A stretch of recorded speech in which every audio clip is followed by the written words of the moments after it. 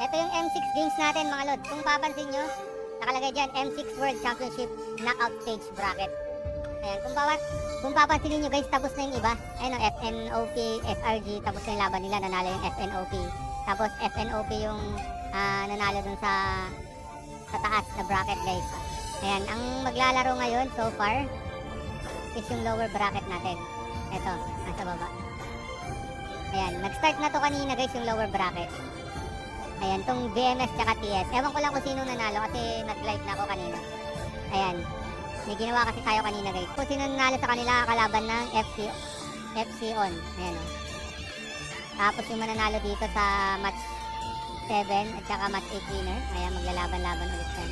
Hanggang makakuha tayo ng match 9 winner at saka match 10 winner. Tapos yung mananalo dyan guys, sila na yung finals natin. Ayan, upper bracket saka lower bracket na yung maglalaban sa finals.